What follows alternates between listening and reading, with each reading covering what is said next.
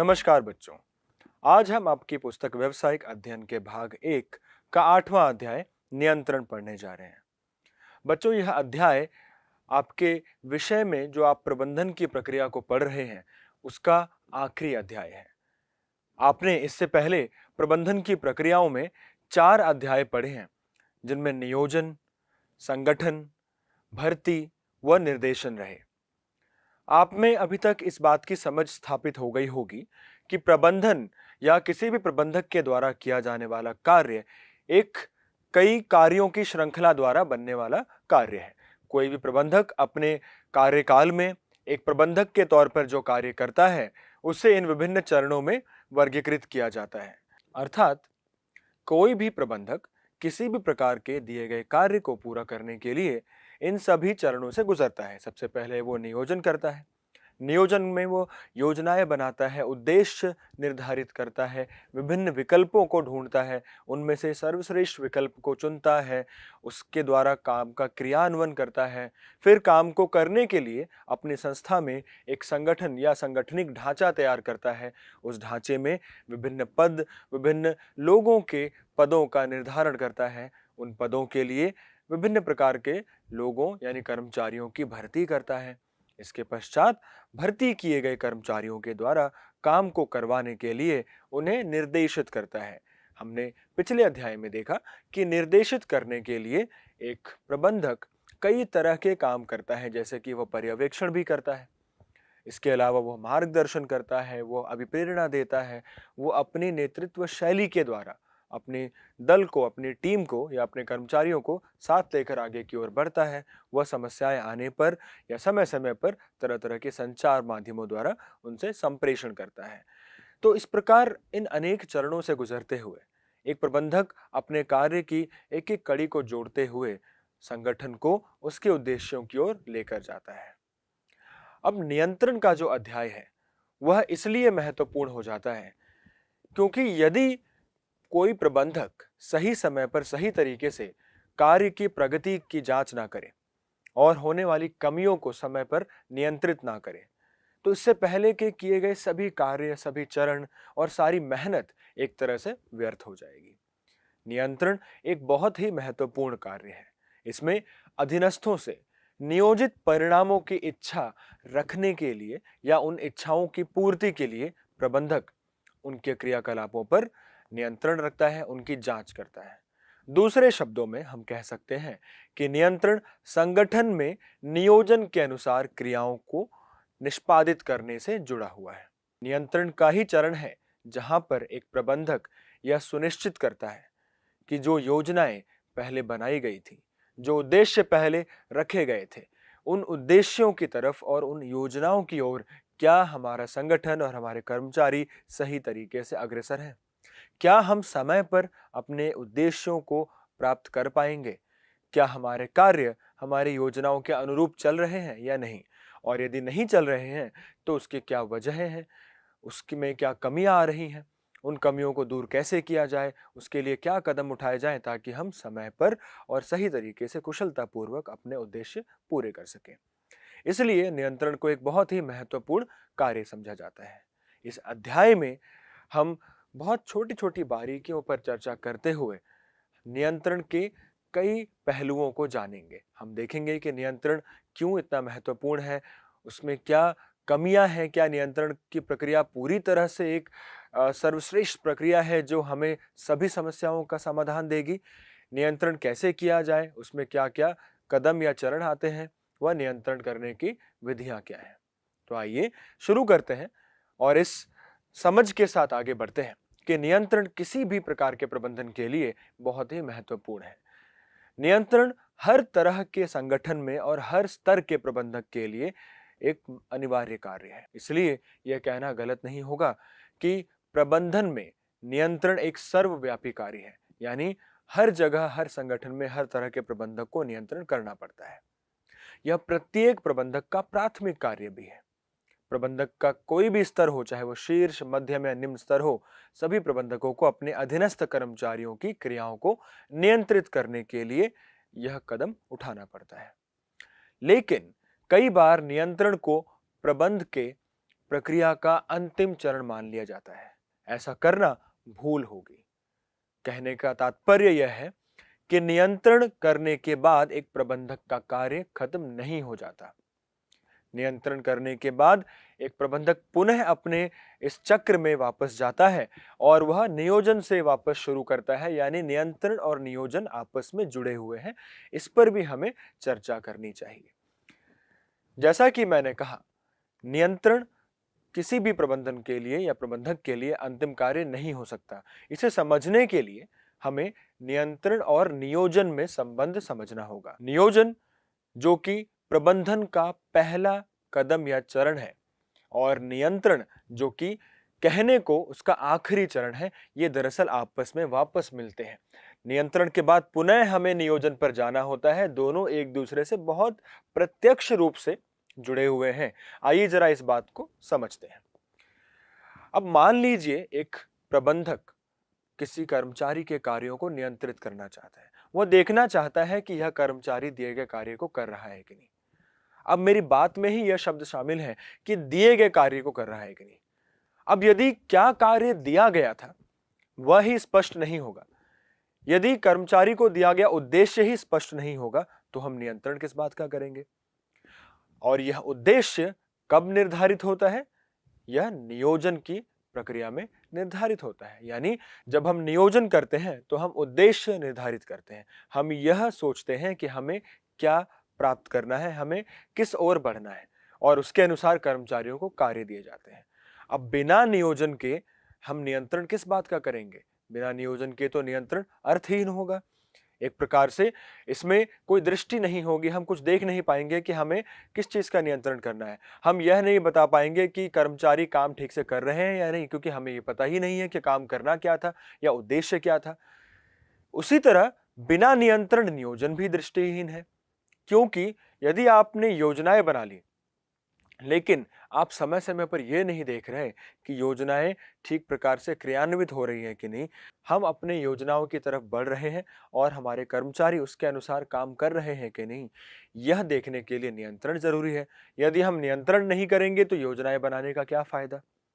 तो कहने का तात्पर्य यह है कि नियोजन के बिना नियंत्रण अर्थहीन है और नियंत्रण के बिना नियोजन दृष्टिहीन है। यदि हम नियोजन के चरण में मानकों का निर्धारण नहीं करेंगे तो प्रबंधक को नियंत्रण करने के लिए कुछ होगा नहीं। यदि नियोजन नहीं है तो नियंत्रण का कोई आधार नहीं होगा। इसलिए कहते हैं कि नियंत्रण के लिए नियोजन पूर्ण रूप से स्पष्टतया आवश्यक है। बिना नियोजन के नियंत्रण करना नितांत मूर्खता ही होगी कि हम किस बात का नियंत्रण कर रहे हैं, हमें जब उद्देश्य ही नहीं पता। बिना नियोजन इच्छित निष्पादन की कोई पूर्व निर्धारित उपयोगिता नहीं होगी। हम यह नहीं देख पाएंगे कि हमारा जो निष्पादन है वो सही है कि नहीं। तो इस प्रकार यह बात तो स्पष्ट हो गई कि नियंत्रण और नियोजन दोनों एक दूसरे से जुड़े हुए हैं और एक दूसरे के लिए बहुत जरूरी हैं। एक दूसरे के बिना दोनों का कोई काम नहीं। इसके अतिरिक्त यह भी ध्यान रखना चाहिए कि नियोजन एक बौद्धिक प्रक्रिया है। इसमें हम सोचते हैं, हम अपने कार्यों का उच्चारण करते हैं, हम खोज का विश्लेषण करते हैं, लक्ष्यों की उपलब्धि के लिए उपयुक्त कार्य विधि का निर्धारण करते हैं। तो यह एक बौद्धिक क्रिया है, क्योंकि इसमें हम अपनी बुद्धि का इस्तेमाल करके सोच विचार अधिक करते हैं। वहीं नियंत्रण इस बात की जांच करता है कि क्या निर्णयों की अपेक्षित परिणामों में परिवर्तित करने की क्रिया ठीक चल रही है। क्या हमने जो निर्णय लिए हम उनको परिणामों में परिवर्तित कर पा रहे हैं या नहीं। इस प्रकार जहां एक तरफ नियोजन एक आदेशात्मक प्रक्रिया है जिसमें सोच विचार कर निर्णय लेकर नीतियां बनाकर आदेश के रूप में आगे दिया जाता है, जबकि नियंत्रण एक मूल्यांकन प्रक्रिया है। इसमें यह देखा जाता है कि लिए गए निर्णय ठीक प्रकार से क्रियान्वित हो रहे हैं कि नहीं। इन दोनों ही विषय वस्तुओं से जुड़ी एक और बात हमें समझ लेनी चाहिए कि जहां नियोजन एक तरफ भविष्य में झांकता है, इसमें हम यह सोचते हैं कि आगे हमें क्या करना है, हम आने वाले समय में क्या उद्देश्य प्राप्त करना चाहते हैं, उसके लिए हमारी कार्यविधि क्या होगी, तो हम भविष्य की सोचते हैं।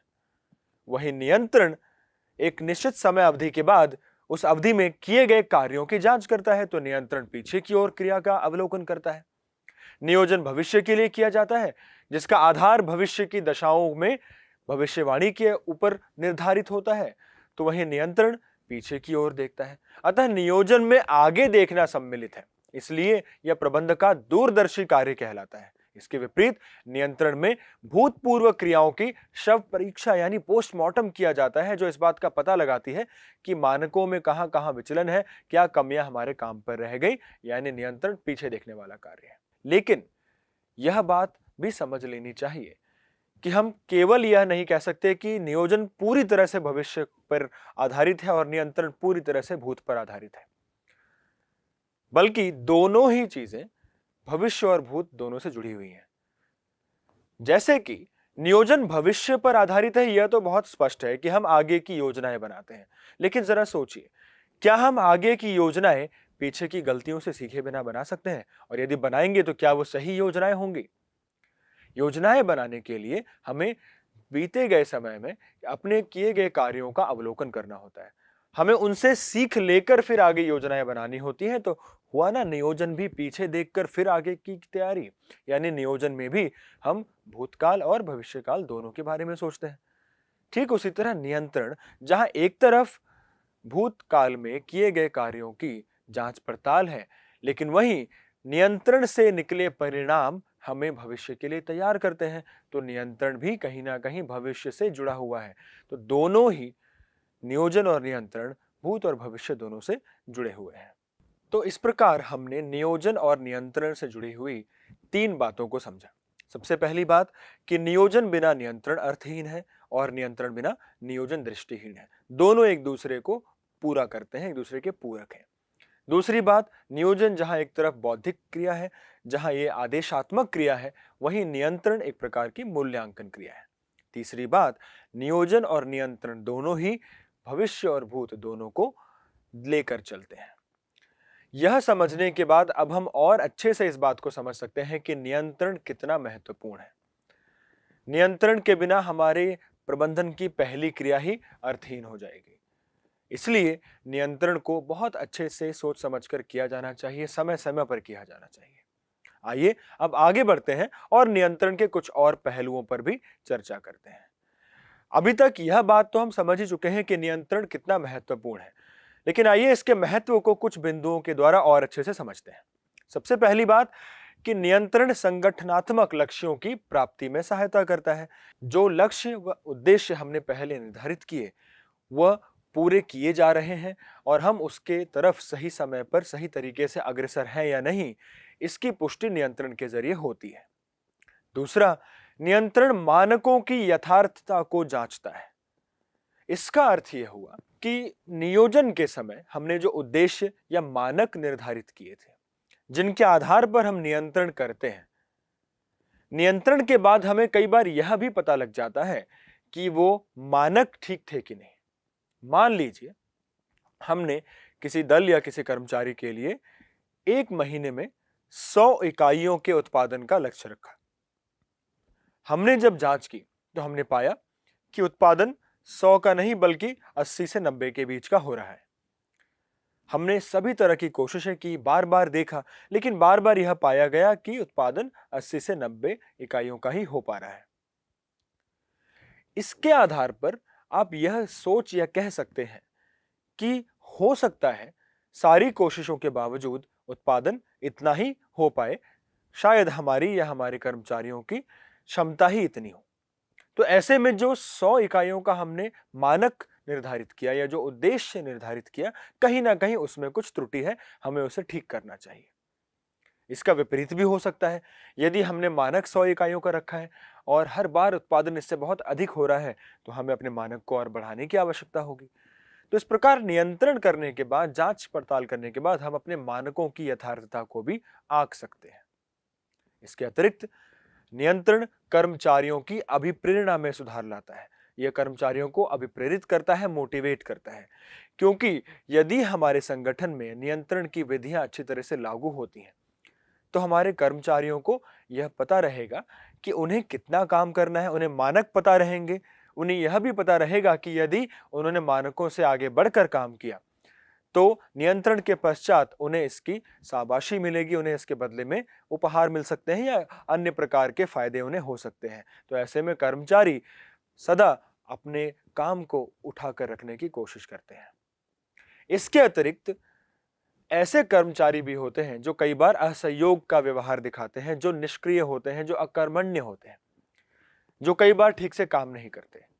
तो नियंत्रण का चौथा महत्व यह है कि यह ऐसे कर्मचारियों को आदेश व अनुशासन में रखने का काम करता है। नियंत्रण के माध्यम से हमें पता लगेगा कि कौन से कर्मचारी अपने क्षमता अनुसार या उद्देश्य व मानक अनुसार काम नहीं कर रहे हैं। यदि बार बार कहने पर भी वो मानकों के अनुरूप कार्य नहीं कर रहे हैं, तो उनके विरुद्ध उचित कार्यवाही करने का निर्णय लिया जा सकता है। इस भय से ऐसे कर्मचारी कई बार अपने आप को अनुशासन में रखते हैं। तो इस प्रकार नियंत्रण कई वजहों से बहुत महत्वपूर्ण हो जाता है। लेकिन कई बार नियंत्रण की क्रिया में कुछ कठिनाइयां भी आती हैं। इसमें हमें कुछ सीमाएं भी देखने को मिलती हैं। जैसे कि सबसे पहला कि नियंत्रण की पूरी प्रक्रिया मानकों पर आधारित है और कई बार ये मानक परिमाणात्मक रूप में निर्धारित करना कठिन हो जाते हैं। कई बार मानकों का परिमाण या मूल्य निर्धारित करना मुश्किल हो जाता है कि कितना काम सही होगा और कितना नहीं होगा, उसका माप क्या होगा, उसकी मूल्य क्या होगी। तो इसको निर्धारित करने में कठिनाई प्रबंधकों को देखनी पड़ती है। इसके अतिरिक्त नियंत्रण बाह्य घटकों पर नियंत्रण नहीं कर सकता। यानी कई बार कर्मचारियों के और हमारे संगठन के पूरी कोशिशों के बावजूद कार्य मानकों के अनुरूप नहीं हो पाता, क्योंकि जैसा कि हम जानते हैं व्यवसाय का जो वातावरण है वो बहुत ज्यादा परिवर्तनशील है। तो बाहर के कई घटक ऐसे हैं जिनके कारण हमारे कार्य पर असर पड़ता है। उन घटकों का हम नियंत्रण के द्वारा कुछ नहीं कर सकते, वो हमारे नियंत्रण से ही बाहर है। इसके अतिरिक्त कई बार नियंत्रण कर्मचारियों से प्रतिरोध का सामना करता है।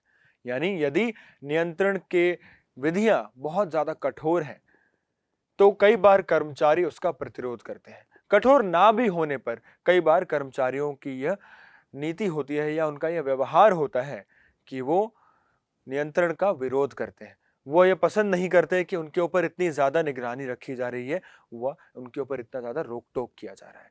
ऐसे में कर्मचारियों का प्रतिरोध एक बड़ी समस्या बनकर खड़ा होता है।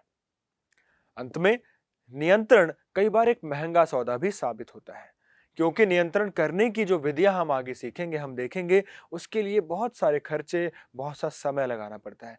नियंत्रण के लिए भी बहुत सारी तैयारी करनी पड़ती है, उसके लिए बहुत कुछ समय और ध्यान लगाना पड़ता है, जो कि एक महंगा सौदा साबित होता है। तो नियंत्रण ठीक प्रकार से करना ही अपने आप में एक चुनौती है। बच्चों, आज हमने नियंत्रण के अर्थ को बहुत विस्तार में देखा है। हमने नियंत्रण के महत्व को जानने के लिए इसकी नियोजन से तुलना भी की। व अभी हमने नियंत्रण के महत्व व इसकी सीमाओं को देखा। अब हम अगले भाग में नियंत्रण की प्रक्रिया को और इसके अंदर आने वाले चरणों को विस्तार से समझेंगे। इसके साथ हम संक्षेप में नियंत्रण की जो विधियां विभिन्न कंपनियां या विभिन्न व्यवसाय जगत में मानते हैं या उनको उपयोग करते हैं, उन पर भी थोड़ी चर्चा करेंगे। अगले भाग को देखने से पहले आप जरूर आज के भाग में सीखी गई बातों को और अच्छे से पढ़ें व समझ कर रखें, ताकि आप अगले भाग में आकर नियंत्रण की विधि को समझ सकें। आज के इस भाग में इतना ही। धन्यवाद।